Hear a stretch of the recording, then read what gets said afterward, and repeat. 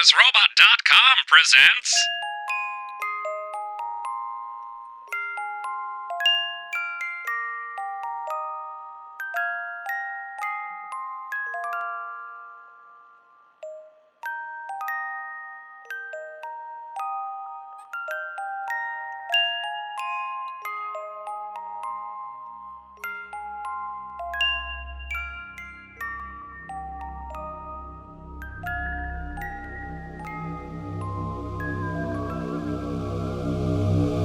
Hello, after such a very long time, my dearest listeners.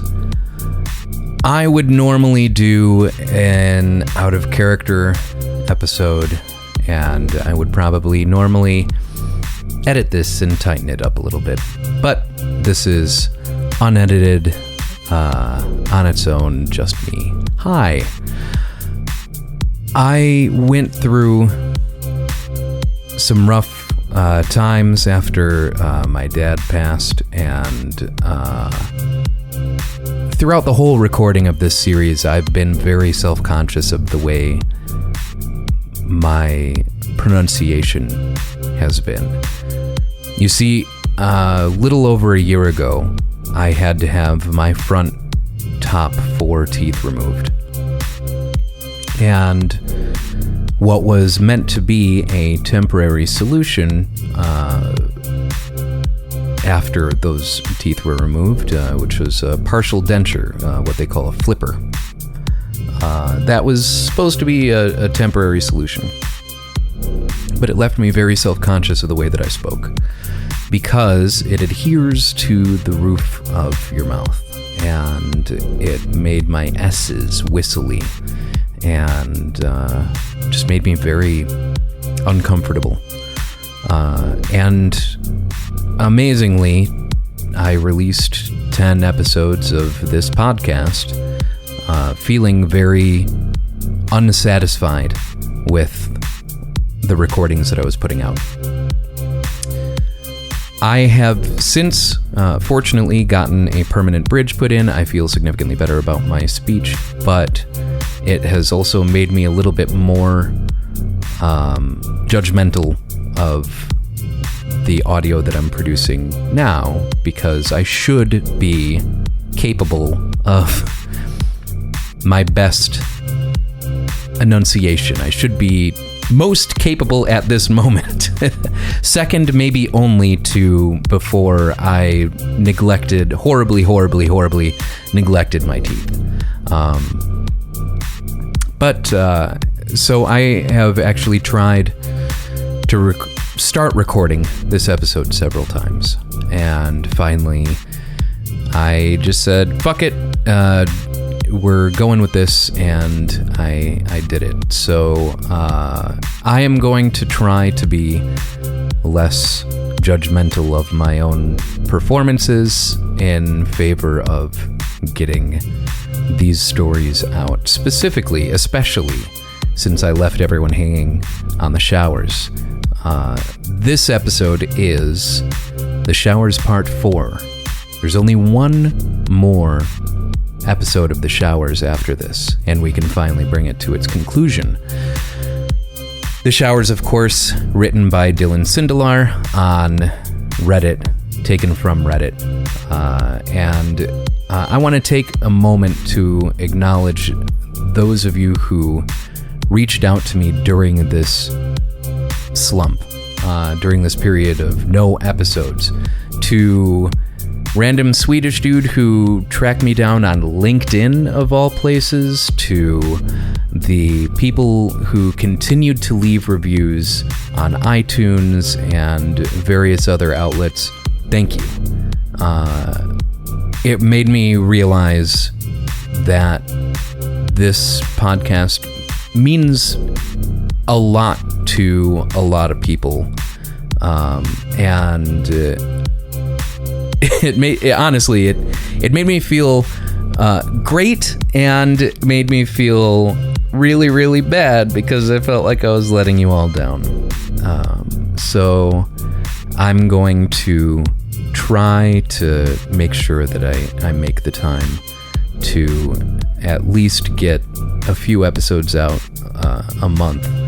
I have so many, sticks in the fire at this point that it's difficult for me to commit to a specific regular release schedule. But I promise you, if you stick with me, I'll get stories out as often as I can.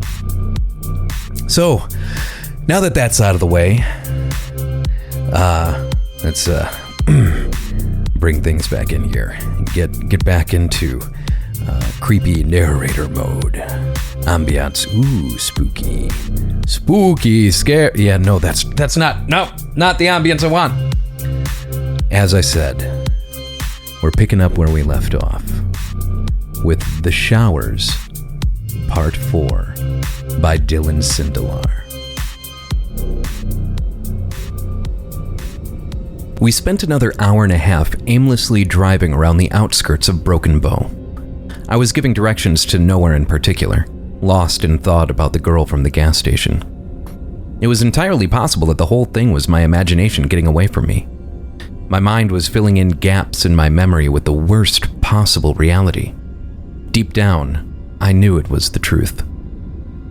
I saw the little oasis on the horizon before Karen and Brian. My stomach went into freefall and my vision became a tunnel. I must have steered us there without knowing it. That had to be it. Maybe you had to get lost to find the place. Maybe it sought me out. It didn't really matter.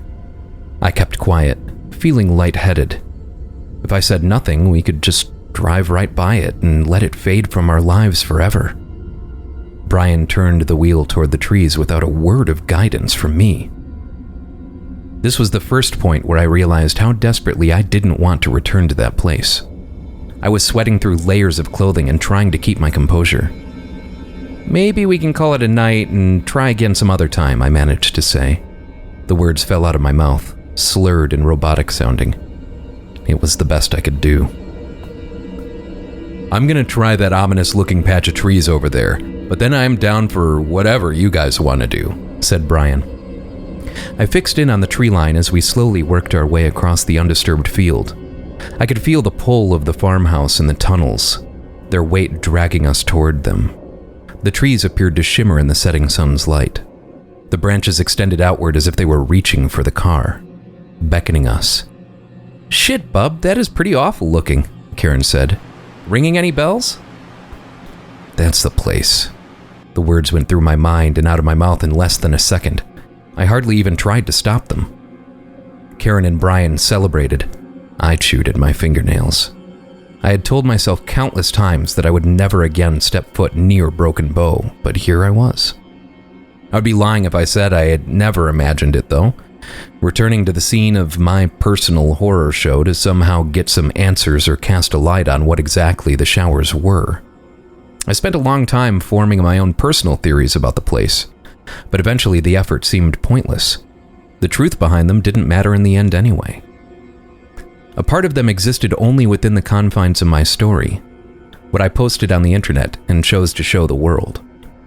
They could be anything to anyone with just that account, from a meeting place for a violent ritualistic cult to a site for experiments performed by the Nazi or deeply rooted Nazis post-World War II.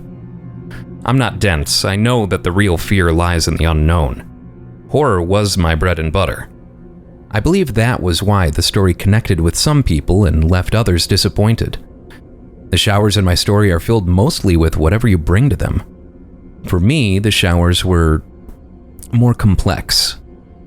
They existed outside of rational thought and comprehension because my experience with them robbed me of those attributes in part.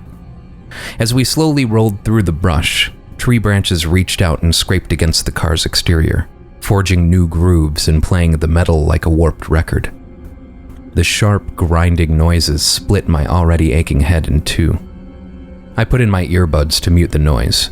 No music.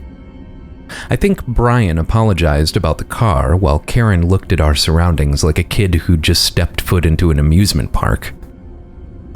That place meant something to me that I hadn't considered prior to that moment and still hadn't pieced together in its entirety. I just knew that as we began to near the clearing, I felt that I had never had a choice in making this trip. I was always going to end up back here, one way or another. Every time I told my story, Mr. Maze's story, I dug the hole a little deeper. Every drink I took to forget them, every girl I slept with to distract from them, and every fake fact I made up to distance myself from the real story just further solidified the fact that one day I would return. I was free to leave, go home, and have all of the booze and non-committal sex my body could handle. I could do these things because the showers are patient. They have time. All of my actions were simply futile attempts at prolonging the inevitable.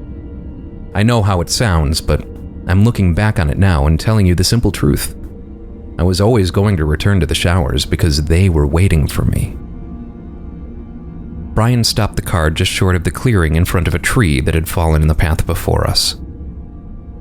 I could probably get us over this, but I've already scratched the shit out of your car, and this might do a number on our undercarriage, he said. We can walk, Karen said, pulling on her coat. You guys can walk. I have some smoking to do, said Brian. We came all this way and you're not going to even look around with us? Karen wasn't happy. Brian didn't seem to care. It's the journey, not the destination, Karen, he said, mugging. Besides, somebody has to keep the car warm. Neither of them moved for a few silent seconds. Brian grabbed his Ziploc-wrapped grinder from the center console without another word. Karen had been more upset with him about less before. He knew it would pass. Make good decisions, he laughed, turning up the music and turning on the headlights. Karen exited the car without another word. I gathered myself and followed, shooting an annoyed but understanding look to Brian as I went. Karen was already up the path in front of me. I was staving off a panic attack, but I ran forward to keep up. So, what do you think? I asked, trying to get her talking and not dwelling on Brian. She looked up and around, pulling a small bottle of vodka from her jacket. We're not even on the ride yet, she grinned half-heartedly. She took a long pull from the bottle. The setting sun caught the plastic just right, and a ray of light momentarily blinded me. My head was still throbbing. She put the bottle down and I was able to see the clearing beyond her. There it was. Or rather, wasn't. The massive farmhouse that had once occupied the clearing was nowhere to be found. There was nothing there but the same untouched dirt that made up the fields around us. Karen took notice as we stepped out of the trees. Seems a bit empty, she said, disappointed.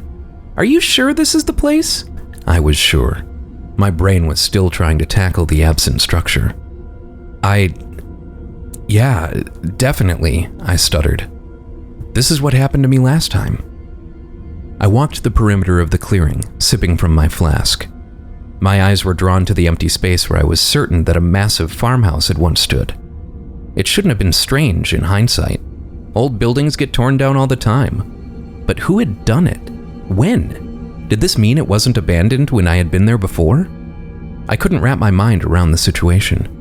At the very least, there should have been some remnants of the farmhouse or evidence that the tunnels had been filled. There should have been a path in the trees carved out for the equipment they would have undoubtedly needed to clear the structure out. But everything looked undisturbed. It looked too clean. But this was the place. I was sure of that. I could feel it. The glow of the frosted ground was just a front. It was putting on a nice face to hide itself from me. I took another sip. There were no bugs, no rodents, no birds, no deer, not so much as a spider across the tree line. It was winter, but surely there should have been something living in that place. There were no tracks or scat, just undisturbed land. It would have been picturesque if it wasn't so oppressively ominous. I felt like I was losing my mind. So where's the giant X? Asked Karen. Not here, I guess, I responded with a fake sigh of disappointment. I wanted to get out of there before it could reveal itself. I felt like the pressure in the clearing was building, like I was standing in front of a giant jack-in-the-box. I don't know, it has been over a decade. Come on, there has to be something here. If the place was as big as you said, there has to be something left around, said Karen. You would think. I'm not sure how big it actually was, thinking back on it, I said. Kind of like when you go back to your old elementary school after years and you can touch the ceiling. I was working my way towards the car at this point, directly across the clearing. Karen circled me broadly, running around and kicking at the ground with her eyes peeled wide. "The tunnels, though," she said. "The cellar door." "It's a big space," I shrugged my shoulders. "Trees could have overtaken it, or they could have been filled. They weren't the most stable things in the first place." Karen noticed where I was heading. "What are you doing, bub?" she asked.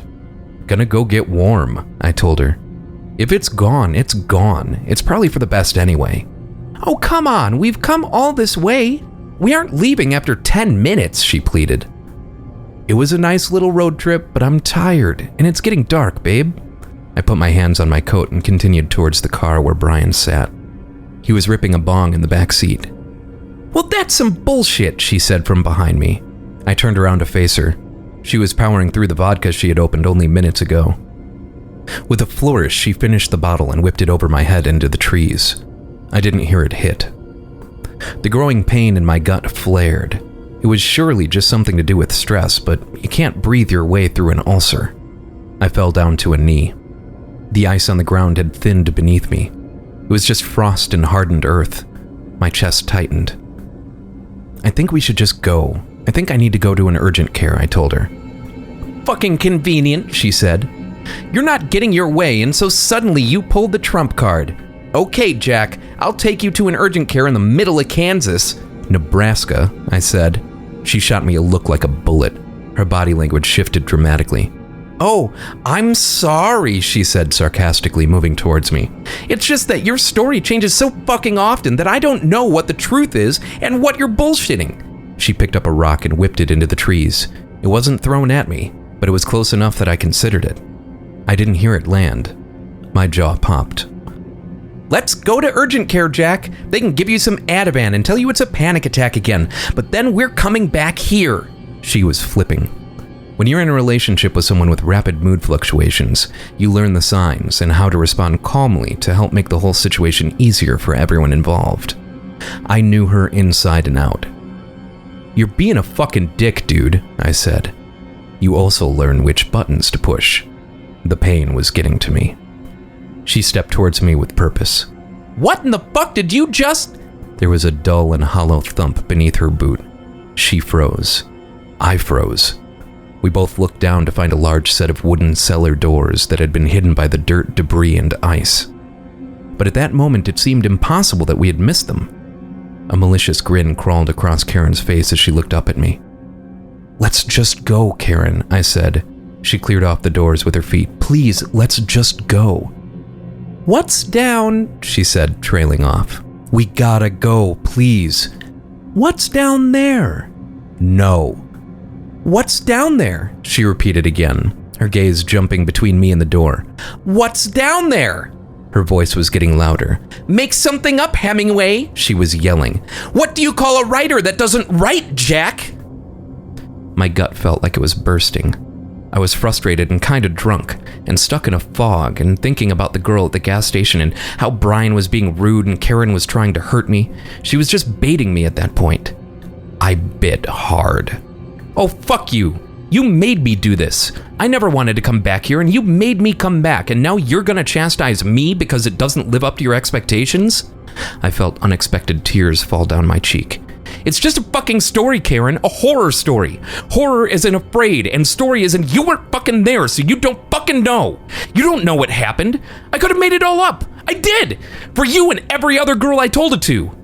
I felt angry. A bubble of fear was growing inside of me. "I wouldn't.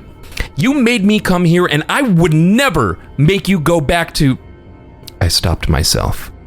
I felt guilty. I had drawn a line and crossed it with only half a slurred sentence. Karen's shoulders dropped, and her gaze shifted to the dirt at her feet. She then walked forward, filling the gap between us in an instant. In one swift motion, she punched me in the face. I felt very little.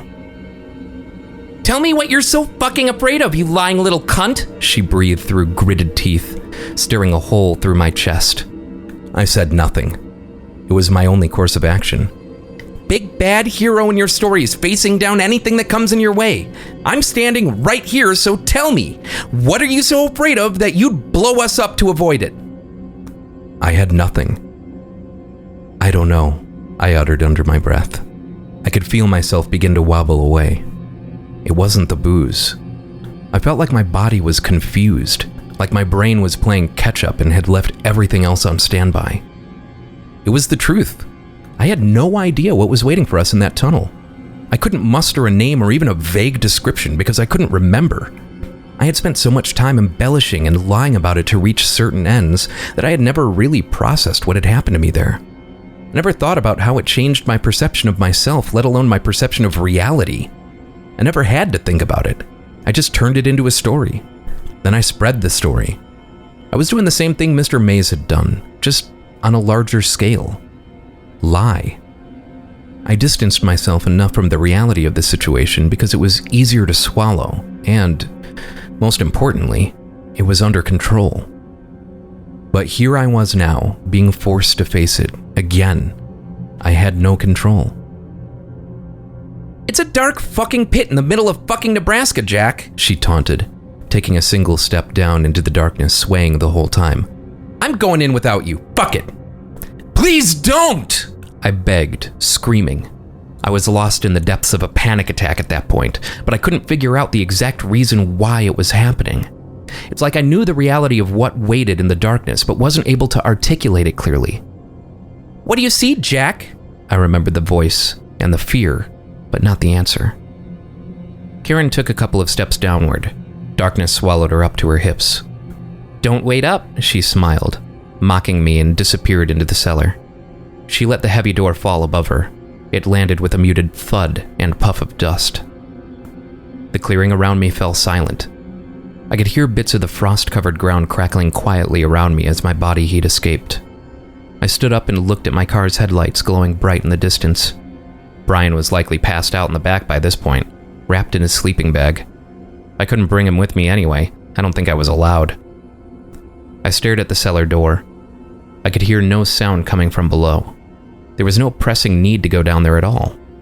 If I waited quietly right there, I had no doubt that Karen would emerge no worse for wear.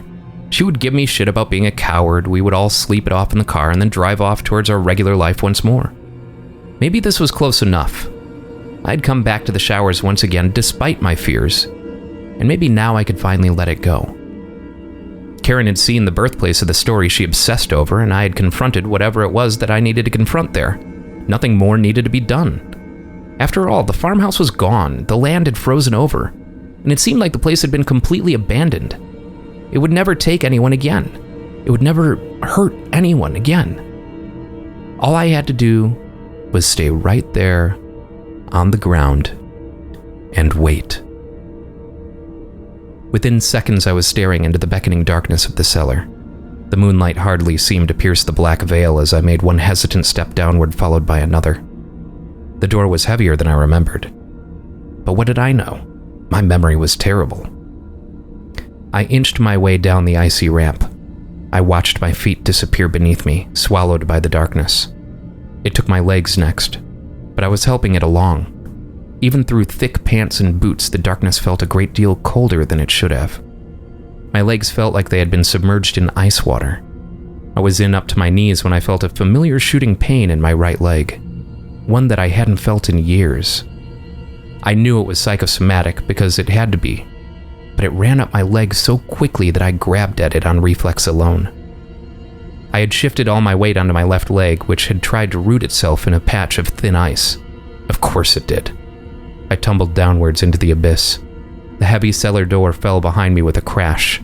All traces of light from the outside had been snuffed out with that door.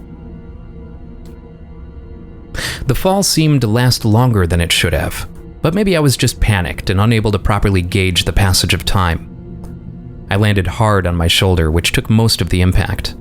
My head was second place. My shoulder hit, my neck whipped, and my head bounced hard on the ground. I think I lost consciousness, but it was difficult to tell.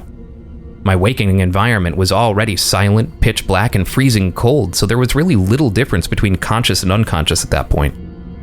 I don't know how long I laid there, but I know I wanted to stay put as I felt the pain shooting across my skull.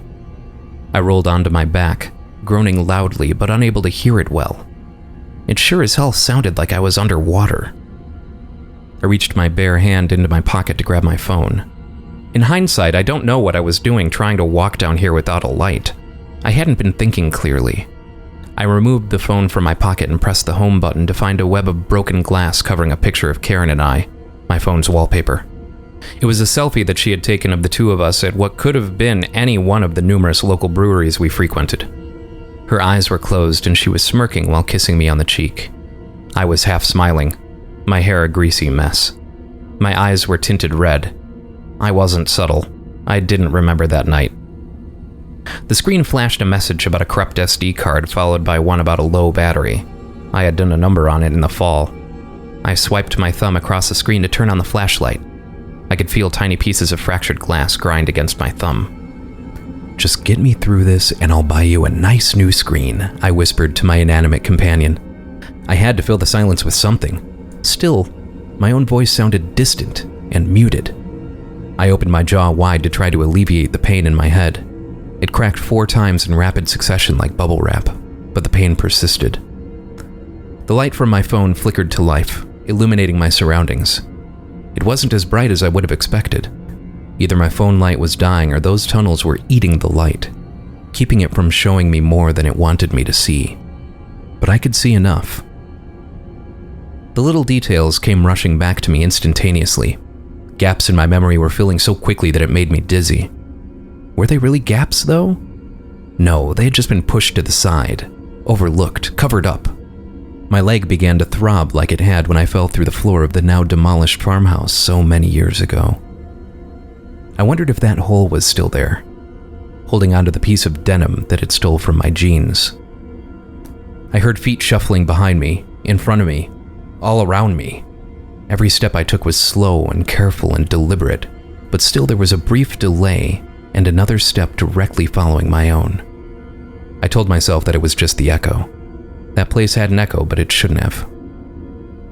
The familiar putrid stench burned my nostrils. It burned my eyes and made my now surely decaying stomach clench in an attempt to force me to vomit. Much to my dismay, I just gagged violently. It lit up parts of my memory that I can't properly verbalize, like the smell of a home-cooked meal or your childhood home. But instead of feeling comfort, I felt anger. I hadn't thought about that awful stench in years, but I couldn't grasp how I could have possibly forgotten. It had always been right there. How had I let it get away from me? Then I saw her. The child in the stained robe with the black hair. She was twitching in the distance just on the border of my peripheral vision. Her skin was pale and her hair ran like vines down to her knees. Her gown was just as tattered as the last time we had met. She was gone with a blink. I turned away. I had seen her since. She had been in my nightmares waiting for me. It was coming back to me. I would just wake up and move on with my day afterwards. How could I? I turned back. She was directly in front of me. I could feel her breath warm against my face. Could I? Her breath smelled like death. Did it? Her hair hung over my face. Only her eye was visible as it reflected the light of my... There was no light, no girl, there couldn't be, it was pitch black. I felt for a wall and my hand brushed against cold sheet metal, the kind that might be used as roofing on a barn. It was rusted and brittle. I grounded myself. The smell remained. All of my lies, half-truths, and made-up details about the place were stripped away. There was no more hiding from it, no more deflecting the truth. I was back in the place I had sworn to never revisit, but was always heading back towards. I had to laugh. I probably sounded like I was losing it. Years of sleeping on couches and subletting rooms, and I had never gotten comfortable with any of them. But somehow, in this godforsaken place, I found at the very least some familiarity. It was like a fucked up home because as much distance as I had put between us, it had stuck with me. It was a part of me. That seemed about right. I was walking through a haunted house of my own making. In my delirium, I began to wonder if that place had really been around before me. Had I called it into existence? Was Mr. Mays just a kook who had inadvertently put me on a path towards manifesting this place of filth and evil? Was this a prison that I had constructed for myself? A tomb that I was always meant to die in? I reeled myself back in. It was like the dark and silent void was calling out for me to fill it, so my mind was attempting to do just that by letting anything and everything fly forth. But there was too much space to fill. It would be way too easy to get lost there. That's how people lose their minds, isn't it? I told myself that I was going to go back on medication when I got out of there. I would need some Xanax at the very least. My light went out. I heard the familiar cry of an animal in the distance. It was coming from right in front of me. No, it was a voice. It was the animal again, a dying doe. It was wailing so loud. It was in pain. I was in pain. The wailing was coming from within my head. The light flickered back to life for a moment. I took in the nothing that stood before me. I needed the light. When I lost it, I immediately began to lose myself. I was likely to spread out across the place in an instant, and the light was the only thing that kept me there. Confined, but safe. I was in the realm of the known. Anything outside of that was where the real horror waited. A flash of bright red appeared in my peripheral vision. Of course. How could I have forgotten that? I turned to face the red door. It wouldn't have looked out of place on a model home in white suburbia, yet here it was, out of its element, just like me.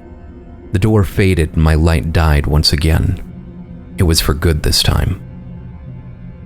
I calmly told myself over and over again that when deprived of sight or sound, the brain will hallucinate, populating the glaring gaps with whatever it can. None of this was real. I was in a hole in the ground in the middle of Nebraska, and I was not going to lose myself there. I was wandering blindly through the darkness when I heard Mr. Mays's voice. It was not the joyful and calming one from his classroom, but the dejected and drunken voice from the bar. "That's a bad place, Jack." I could smell the liquor on his breath, like he was sitting in front of me once again. "Cops, drunk, taken by wildlife." I could hear him slurring his words. I punched the wall in front of me.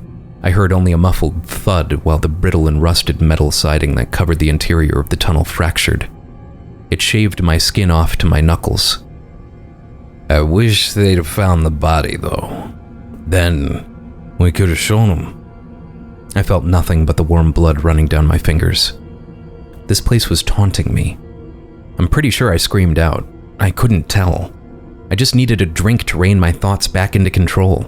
My memories were populating the seemingly infinite empty space around me, and the only thing I wanted was for them to quiet down so I could hear myself think.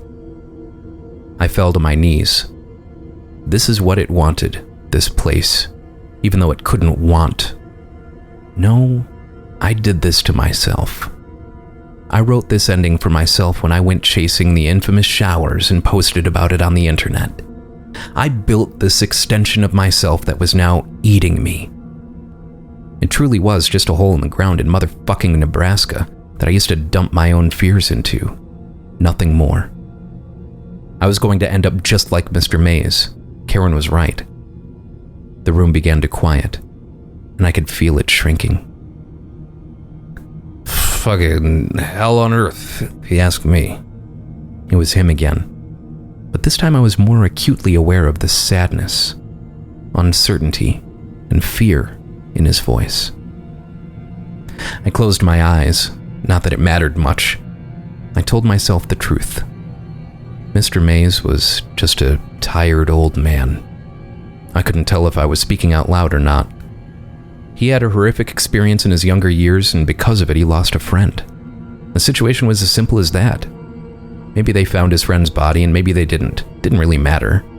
Mr. Mays just couldn't cope with an emotional trauma so grandiose, and he drank himself stupid to shrink it down to a manageable size. Something small enough to hide away and check in on a really bad night every now and again. But it was still the driving force behind everything he did. I didn't realize what I was actually doing at the time, but if you just replace his name with mine, it might make some sense. I felt something creak from above me and felt a drop of something on my shoulder, but my attention was quickly stolen by something else. Jack! A voice cut through the silence with a knife, and I perked up. My heart was back to 200 beats per minute. My brain was on fire, so it took me a second to process what was happening. Karen is a person. Karen is my girlfriend. Karen went into the tunnel. I went after Karen. We are both in the tunnel now. Karen just spoke. Karen, come closer to me. Come up. You were talking to yourself, she said. Her voice was soft and sounded concerned. You were talking to yourself like you were sleeping just now. Why wouldn't you bring me here? This was the venue in which I finally had a real conversation with my girlfriend. A sub-ground living nightmare in the pitch black as a disembodied voice. I don't know, I replied. She was audibly upset. After everything I've given up for you, you're still going to feed me that bullshit? I mean it. I don't know, I told her. I don't know what this place is or what happened to me here. I can't explain any of this. Can you? There was a beat. I was pleading with her, but didn't know what my goal was. I was just letting everything out. So I don't know what this place is or what it did to me, except that I wasn't the same after it. I'm just fucked up and I don't know why. I can't do anything about it and would never want to put you through this ever. I was afraid. I mean, look at this place. I gestured all around me. Neither of us saw it. I could have helped you, she said quietly. I noticed the past tense too. I could hear her either moving towards me or resting against the wall near her. How? We could have shared it. I heard the tears in her voice. I didn't know what to say. Well, we are now.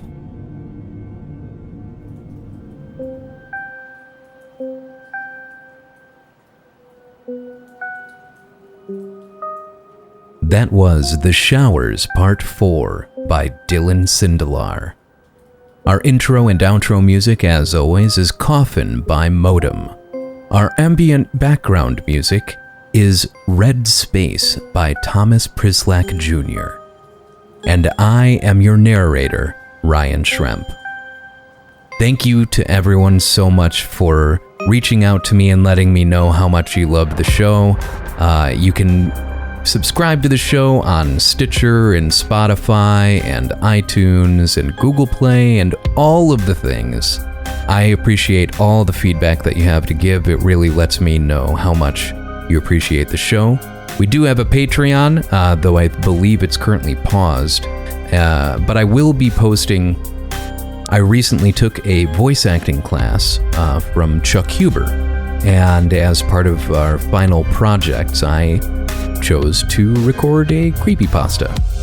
Unfortunately, some of the assets that I chose for that creepypasta, which really helped set the mood, are not my property, and I was not granted permission to use them. So I will be posting that as a bonus up on the Patreon. So do check out the Patreon. It's patreon.com/creepypodsta. And you can find me on Twitter at Creepypodsta with an H at the end.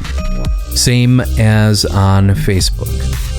If you have any stories that you would like to submit, or you would like to reach out to me directly for any reason, send an email to pasta@creepypodsta.com. Thank you again for listening. Thank you so much for all of your continued support. And remember, sleep tight.